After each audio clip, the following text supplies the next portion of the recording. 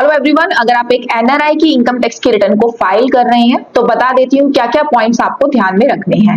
मैं हूँ सीए चेतना। चलिए जल्दी से आपको ये पॉइंट्स बता देती हूँ। नंबर 1, एनआरआई की रिटर्न को फाइल करते समय इनकम टैक्स की रिटर्न को सिलेक्ट बहुत ध्यान से करना है आपको। आईटीआर 1 एनआरआई के लिए बिल्कुल नहीं है।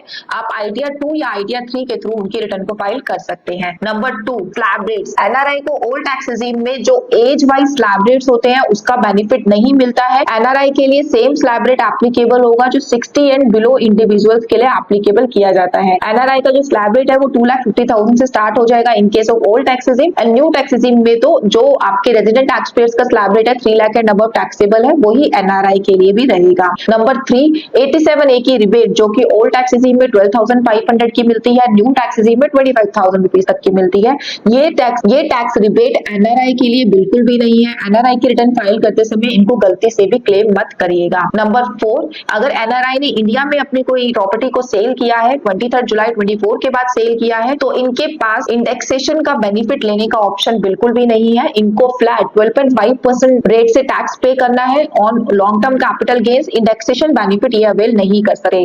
वहीं रेजिडेंट इंडिविजुअल को ये ऑप्शन दिया गया था कि वो चाहे तो 20% टैक्स दे सकते हैं विद इंडेक्सेशन बेनिफिट, और उनके पास 12.5% विदाउट इंडेक्सेशन बेनिफिट का भी ऑप्शन था। बट एनआरआई को सिर्फ और सिर्फ 12.5% विदाउट इंडेक्सेशन के साथ अपना टैक्स पे करना है। नंबर 5 पॉइंट, एनआरआई की इनकम सिर्फ इंडिया में जो इनकम उनकी अक्रू एंड अराइज हुई है सिर्फ उतनी ही इनकम आपको रिपोर्ट करनी है। ग्लोबल इनकम एनआरआई की इंडिया में टैक्स नहीं की जाती है। नंबर 6, एनआरआई को डीटीए का बेनिफिट देना मत भूलिएगा। अगर उसकी इंडिया की इनकम बाहर कंट्री में टैक्स हो रही है तो डीटीए बेनिफिट का क्रेडिट बनता है। नंबर 6, जब आप एक एनआरआई की रिटर्न को फाइल कर रहे हैं तो वहां पर टैक्स आइडेंटिफिकेशन नंबर मांगा जाता है उस कंट्री का जहां पर की वो राइट नाउ रह रही हैं, तो वो डालना मैंडेटरी है। तभी पता लगता है कि क्लाइंट का स्टेटस एनआरआई है, तो वो आप डालना मत भूलिएगा। अगर उस पर्टिकुलर कंट्री का टैक्स आइडेंटिफिकेशन नंबर नहीं है तो आप उनका पासपोर्ट नंबर भी डाल सकते हैं। नंबर 7, रिटर्न फाइल करते वक्त एआईएस टीआईएस 26A चेक करना मत भूलिएगा, क्योंकि कई बार ऐसी इनकम एनआरआई की निकल आती है कि उसको खुद नहीं पता होता कि इंडिया में उसको इस तरीके की इनकम भी अर्न हो रही है, और यहाँ हम रिटर्न फाइलिंग में गलती कर बैठे हैं। अगर उसको एनआरओ अकाउंट में इंटरेस्ट रिसीव हो रहा है या फिर कहीं से रिफंड रिसीव हो रहा है तो उस पर भी टीडीएस कट रहा होगा, तो ये 3 फॉर्म्स आपको चेक जरूर करनी है। तो ये थे कुछ छोटे छोटे पॉइंट्स जो आपको एक एनआरआई की इनकम टैक्स की रिटर्न को फाइल करते समय ध्यान रखने हैं। अदरवाइज अगर आपने इन पॉइंट्स को ढंग से नहीं किया